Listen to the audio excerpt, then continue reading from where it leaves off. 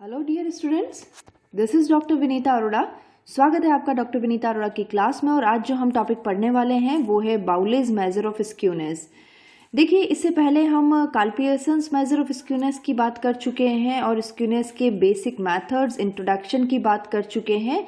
आज हम इसका लास्ट टॉपिक पढ़ रहे हैं, बाउलेज मेथड। लेकिन उससे पहले आप हमारे सारे वीडियोस को हमारे बिजनेस स्टैटिस्टिक्स की प्लेलिस्ट में देख सकते हैं। और साथ ही मेथड्स और कंसेप्ट को समझने के लिए हमारे इंट्रोडक्टरी वीडियो को आई बटन पर क्लिक करके या हमारे डिस्क्रिप्शन बॉक्स में अपने वीडियो के लिंक को लेकर आप देख सकते हैं। तो गाइज, चलते हैं आज की क्लास की तरफ। बाउलेज मेजर ऑफ स्क्यूनेस में एक प्रश्न मैंने आपके सामने लिया है, कुछ प्रैक्टिकल क्वेश्चन मैं आपको दे रही हूँ और ये भी एक एग्जामिनेशन क्वेश्चन है। तो ध्यान से देखिए और समझिए किस तरह से बाउले के आधारित स्क्यूनेस की गणना की जाएगी। तो देखिए, निम्न समंकों से चतुर्थकों पर आधारित विषमता गुणांक ज्ञात कीजिए। प्रश्न कुछ इस तरह से है कि हमें स्क्यूनेस कैलकुलेट करना है और स्क्यूनेस कैलकुलेट करना है बेस्ड ऑन द क्वार्टाइल्स। यदि सिंपली क्वेश्चन ये पूछा जाता है based on the quartile skewness का कैलकुलेशन करें, तो यहाँ पर बाउले के मेजरमेंट की ही बात होती है, क्योंकि बाउले का मेजर्स जो है वो क्वार्टाइल बेस्ड है। इसीलिए हमें यहाँ पर बाउले के मेजरमेंट की ही गणना करनी होगी। प्रश्न आपके सामने है, देखिए 1 and not exceeding 5 मार्क्स दिए हुए हैं। नंबर ऑफ स्टूडेंट्स है 10, यानी ऐसे स्टूडेंट्स 10 हैं जिनके मार्क्स 1 नंबर और 5 नंबर के बीच में हैं, 6 से 10 के बीच में, 11 से 15 के बीच में, एंड सो ऑन। देखिए स्टूडेंट्स, आपको देखकर पता चल रहा होगा कि ये जो सीरीज हमारी है ये एक कंटिन्यूअस सीरीज है। लेकिन कंटिन्यूस सीरीज में भी ये एक स्टैंडर्ड फॉर्मेट में नहीं है। स्टैंडर्ड फॉर्मेट में नहीं है, इसलिए सबसे पहले हमें इसे स्टैंडर्ड फॉर्मेट में चेंज करना होगा। हमारा यहाँ पर जो L2 और L1 है, ये L2 और L1 बराबर नहीं है। तो सबसे पहले आपको इस L2 और L1 को बराबर करना होगा। उसको बराबर करने के लिए वही हमारा पुराना फंडा, इसमें से इसे माइनस किया जाएगा, यानी L1 में से L2 को माइनस करिए और जो भी डिफरेंस निकलता है उसे डिवाइडेड बाय 2 कर दीजिए। यानी यहाँ पर जो डिफरेंस है 1/2 करने के बाद 0.5, इस 0.5 को सभी L1 में से घटाया जाएगा और सभी L2 में जोड़ दिया जाएगा। कुछ इस तरह से यहाँ पर स्टैंडर्ड फॉर्मेट में अपनी कंटिन्यूस सीरीज को कन्वर्ट करना होगा। तो देखिए, मैंने इसे पहले ही करके रखा है ताकि हमारा थोड़ा टाइम सेव हो। 1 में 0.5 को माइनस किया तो 0.5 बना। इसी तरह से 5 में 0.5 को जोड़ दिया तो वो 5.5 बना। इसी तरह से पूरी सीरीज मैंने यहाँ पर आपके सामने रख दी है। साथ ही फ्रीक्वेंसी में कोई चेंज करने की ज़रूरत नहीं है, क्योंकि हमने सिंपली हमने सीरीज़ को एक स्टैंडर्ड फॉर्मेट में कन्वर्ट किया है, इंक्लूसिव सीरीज़ को एक्सक्लूसिव सीरीज़ में चेंज किया है। नाउ अब हमें कैलकुलेट करना है, क्योंकि बाउले का मेज़र है तो बाउले के मेज़र के लिए हमें सबसे पहले मीडियन का कैलकुलेशन करना होगा। इसी तरह से क्वार्टाइल 1 एंड क्वार्टाइल 3 का भी कैलकुलेशन करना होगा। तो चलते हैं गाइज, मैंने CF यहाँ कैलकुलेट करके रखी है। नंबर ऑफ स्टूडेंट्स आपके पास है 50। स्मॉल m हमने निकाला है n divided by 2। 50 divided by 2 यानी 25th आइटम को हमें यहाँ पकड़ना होगा। तो 25th आइटम को CF में देखिए, इससे अधिक परंतु इसके निकटतम होना चाहिए। तो हमने यहाँ पर लगा दिया है कि ये हमारी मीडियन क्लास है, 10.5 से 15.5।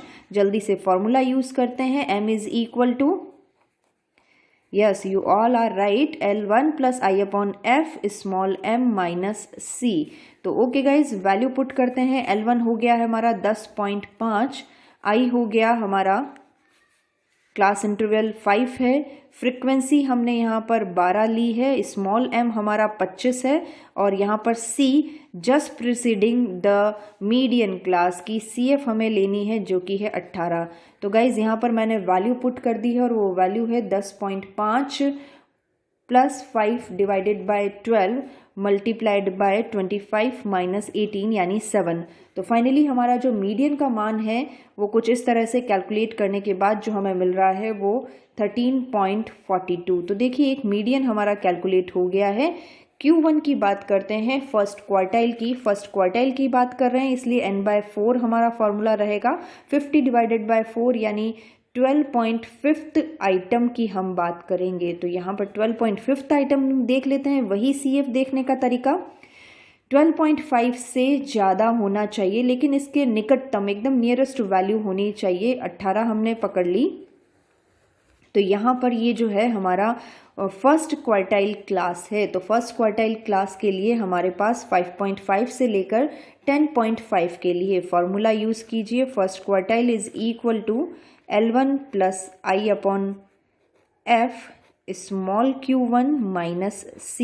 वैल्यू पुट करते हैं, हमारा L1 है 5.5 प्लस i क्लास इंटरवल है 5, फ्रिक्वेंसी हमने देखी है इसकी 8, क्वार्टाइल फर्स्ट जो हमने स्मॉल क्वार्टाइल फर्स्ट निकाला है वो 12.5 है, और हमारा CF just preceding the quartile class ये है हमारा 10।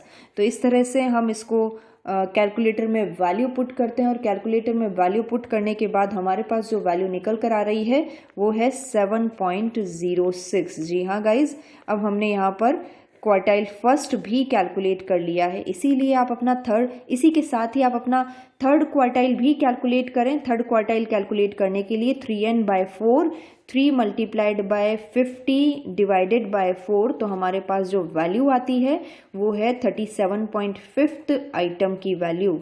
तो 37.5 को हम फिर CF में देखते हैं, तो 37.5 के लिए 37.5 से ज़्यादा हमारी वैल्यू 42 रहेगी, और इसीलिए हमने इसे थर्ड क्वार्टाइल का क्लास कह दिया। हमारी थर्ड क्वार्टाइल क्लास है 20.5 से 25.5 तक। वैल्यू पुट कीजिए, Q3 हमें कैलकुलेट करना है L1 plus I upon F small q3 minus c। L1 हो गया है हमारा 20.5 प्लस i हमारा 5, फ्रिक्वेंसी हम देख पा रहे हैं हमारी 7 है, स्मॉल क्वार्टाइल थर्ड 37.5, और इसकी जस्ट प्रीसीडिंग की CF क्यूमुलेटिव फ्रिक्वेंसी है 35। तो गाइज यहाँ पर हम थर्ड क्वार्टाइल के साथ हम कैलकुलेशन पर देखें तो हमारी वैल्यू जो हमें मिल रही है वो है 22.286।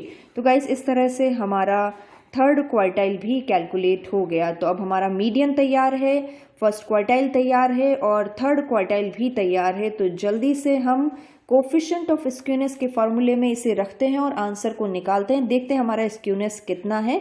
तो देखिए थर्ड क्वार्टाइल हमारा है 22.286, फर्स्ट क्वार्टाइल है हमारा 7.06 माइनस 2m यानी 2 से गुणा करना होगा 13.42 को। आप जल्दी जल्दी अपने कैलकुलेटर को चलाते जाइए। हम यहाँ वैल्यू लिख रहे हैं 22.286 माइनस 7.06। तो देखिए मेरा भी कैलकुलेटर यहाँ साथ में चल रहा है और इनको हम सारी वैल्यूज़ को कैलकुलेटर में पुट करें तो सबसे पहले हमें इन दोनों का जोड़ लगा लेना है। यहाँ पर मल्टीप्लाई करने के बाद जो वैल्यू आती है उसे यहाँ के जोड़ से माइनस कर देना होगा। यहाँ पर भी आप माइनस तैयार करके रखिए और जो भी वैल्यू आती है अंश और हर को आपस में डिवाइड करें और डिवाइड करने के बाद जो वैल्यू हमारे पास निकल रही है वो 0.165 है।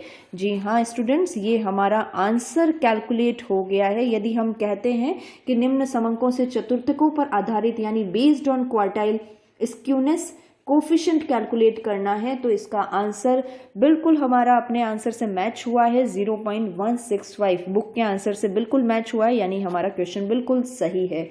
तो गाइस इसी तरह से यहाँ पर कैलकुलेशन किया जाएगा बाउलेस के मेजरमेंट से। इस चैप्टर में इंपॉर्टेंट कार्ल पियर्सन का मेजर है, इसलिए कार्ल पियर्सन के मेजर्स को आप बहुत अच्छे से देखें।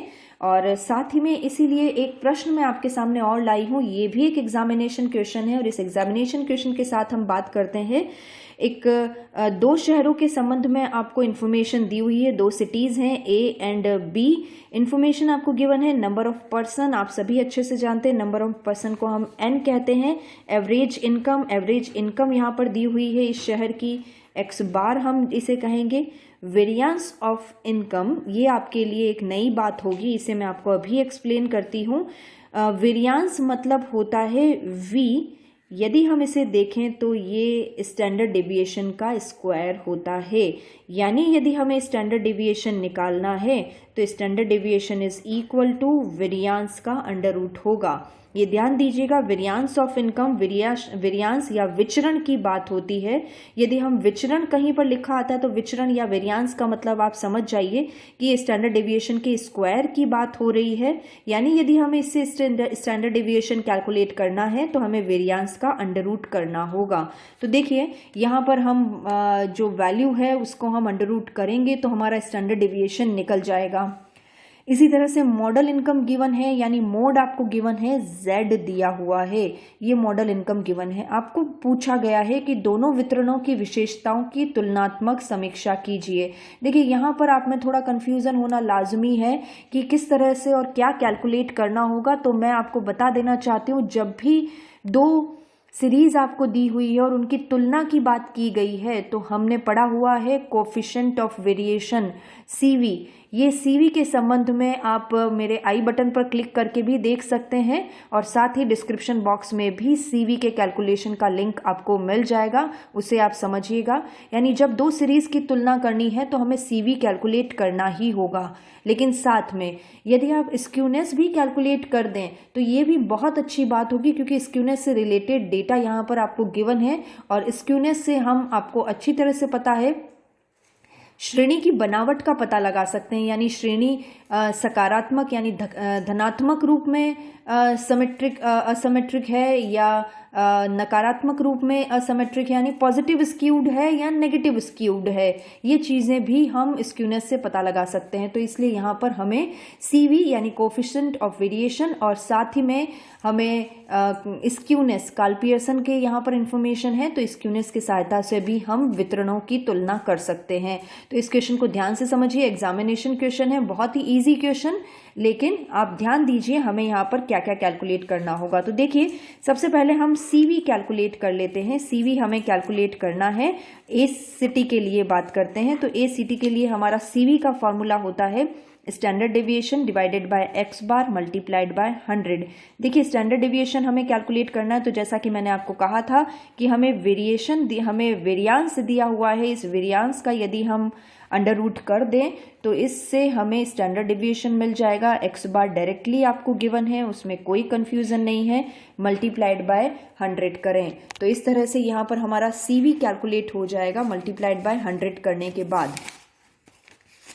तो देखिए हमारा कैलकुलेटर पर यदि हम कैलकुलेशन करें तो यहाँ हमें जो CV मिल रहा है वो है 17.33%। ये A सिटी के लिए है।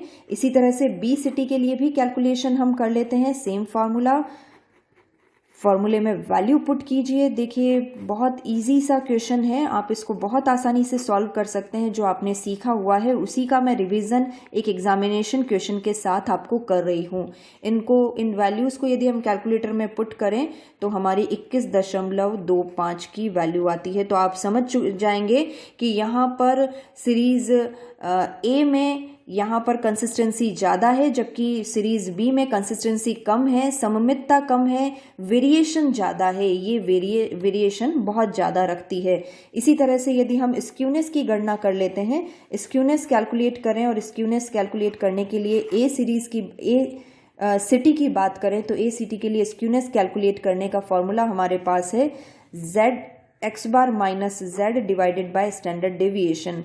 x बार हमारा A सिटी के लिए है 6000, Z हमने यहाँ पर देखा है 670 डिवाइडेड बाय स्टैंडर्ड डेविएशन। ये स्टैंडर्ड डेविएशन हम इसका इस तरह से अंडर रूट करके कैलकुलेट कर सकते हैं। तो यहाँ पर A सिटी के संबंध में जो स्क्यूनेस हमारी निकल रही है वो है 0.62। इसी तरह से B सिटी के लिए स्क्यूनेस कैलकुलेट करें, फॉर्मूला वही, वैल्यू पुट करते हैं। x बार हमारे है यहाँ पर B सिटी के लिए 5000 माइनस यहाँ पर हम साथ ही में Z का कैलकुलेशन देखते हैं। यहाँ Z डायरेक्टली गिवन 730, इसे यहाँ पर पुट करते हैं। 730 डिवाइडेड बाय जो हमारी स्टैंडर्ड डेविएशन की वैल्यू है, वो स्टैंडर्ड डेविएशन की जो वैल्यू है 289.00। यहाँ पर A सिटी के लिए हमारी स्टैंडर्ड डेविएशन की वैल्यू थोड़ी सी गलत है, 169.00। इसे हमने इम्प्रूव कर दिया, आंसर हमारा यही है। जी हाँ बिल्कुल, कैलकुलेट करके हमने देख लिया है। 5000 minus 730 divided by standard deviation हमने कैलकुलेट किया। तो देखिए जो स्टैंडर्ड डेविएशन जो हमें मिल रहा है एक्स बार, यहाँ एक्स बार हमारा है 750 और 80, इसे थोड़ा सा हमें इम्प्रूव करना पड़ेगा। 750 और 800 की वैल्यू है, ये थोड़ा सा आप ध्यान रखिए स्टूडेंट्स। ये हमने n की वैल्यू यहाँ पर रख दी थी, हमें यहाँ पर x बार की वैल्यू रखनी होगी। 750 माइनस 670 डिवाइडेड बाय 16900 का अंडर रूट, इसी तरह से 800 माइनस 730 और अंडर रूट 28900, तो इस तरह से 0.41 ये हमारे पास स्क्यूनेस की वैल्यू रखी। देखिए स्क्यूनेस देखने के बाद आपको पता चल रहा होगा कि विषमता ए सिटी में ज़्यादा है और बी सिटी में कम है। तो यहाँ पर ये चीज़ क्लियर है कि हम यदि सीवी की बात करें तो वेरिएशन की बात करें तो ए सिटी में वेरिएशन कम है, कंसिस्टेंसी ज़्यादा है, जबकि बी सीरीज़ में कंसिस्टेंसी यानी सममितता कम है। इसी तरह से स्क्यूनेस की बात करें तो स्क्यूनेस ए सिटी में ज़्यादा है, विषमता ए सिटी में ज़्यादा है और बी सिटी में स्क्यूनेस कम है। कुछ इस तरह से आपको अपना आंसर कंक्लूजन देते हुए इस प्रश्न को ख़त्म करना होगा। तो गाइज़ यदि आपको मेरे वीडियो पसंद आ रहे हों, यदि मेरा तरीका समझाने का आपको समझ में आ रहा हो तो हमारे वीडियो को लाइक ज़रूर करें, इसे शेयर करें और हमारे चैनल को सब्सक्राइब करना बिल्कुल भी ना भूलें। तो thank you guys, thank you so much.